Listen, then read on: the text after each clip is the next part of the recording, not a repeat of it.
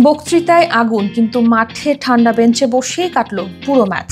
ভারতের বিপক্ষে গুরুত্বপূর্ণ লড়াইয়ে জাতীয় দলের অধিনায়ক হয়েও এক মুহূর্তের জন্য মাঠে নামানো হয়নি জামাল ভুঁইয়াকে।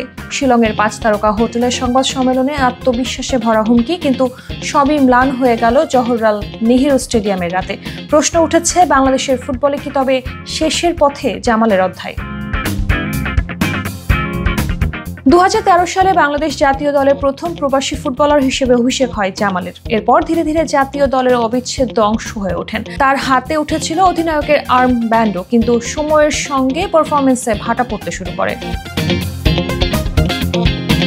গত এক বছরে ফিফা প্রীতি ম্যাচ, বিশ্বকাপ ও এশিয়ান কাপ বাছাই পর্ব মিলিয়ে 8টি ম্যাচ খেলেছেন জামাল। এর মধ্যে 5টিতেই ছিলেন বেঞ্চে। কোচ ক্যাব্রেরার অধীনে 1.5 বছর ধরে তিনি একাদশে অনিয়মিত হয়ে পড়েছেন। এমনকি যখন মাঠে নামেন তখনও 50 থেকে 60 মিনিট পার না হতেই তাকে তুলে নেওয়া হয়। ভারতের বিপক্ষে ম্যাচের পর ক্যাব্রেরা বলেছিলেন, ম্যাচের পরিস্থিতি অনুযায়ী বদলি খেলোয়াড় বেছে নেওয়া হয়েছে।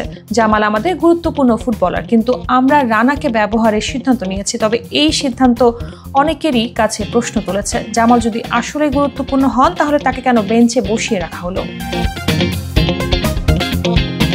যখন জামাল বেঞ্চে, তখন অধিনায়কের দায়িত্ব পেয়েছিলেন তপু বর্মন। ভারত ম্যাচে তপু চোট পেলে নেতৃত্বের ভার উঠে রহমত মিয়ার কাঁধে। কাগজে কলমে অধিনায়ক হয়েও যদি 90 মিনিট মাঠে না থাকা হয়, তাহলে জামালের হাতে আর্ম ব্যান্ড রাখা কতটা যৌক্তিক? এই প্রশ্ন উঠে এসেছে।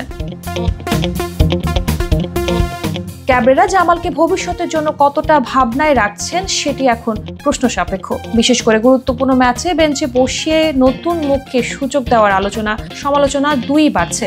জামালের জাতীয় দলে অধ্যায় কি এখানেই শেষ হতে চলেছে, নাকি ফেরার আরেকটি সুযোগ পাবেন তিনি? আপাতত এই প্রশ্নের উত্তর সময়ের হাতেই।